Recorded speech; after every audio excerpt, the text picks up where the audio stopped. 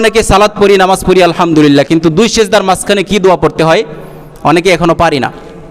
দুই সেজদার মাঝখানে সুন্দর দোয়া, সবাই আমার সাথে একটু পড়েন, আল্লাহুম্মা গফিরলি, একটু জবান খুলে জোরে পড়বেন, আল্লাহুম্মা গফিরলি ওয়ারহামনি ওয়ারজুকনি ওয়াহদিনি ওয়াআফিনি।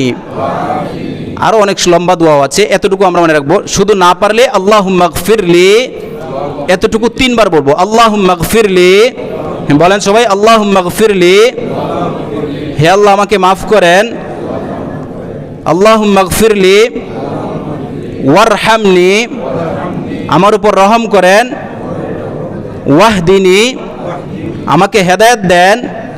দেখেন হেদায়েত সবচেয়ে বড় নেয়ামত, এই কারণে আল্লাহর কাছে চাওয়া হচ্ছে, দুই সিজদার মাঝখানে আল্লাহ চাওয়াচ্ছেন হেদায়েত। তারপরে ওয়ারজুকনি, আমাকে রিজিক দেন, ওয়াআফিনি,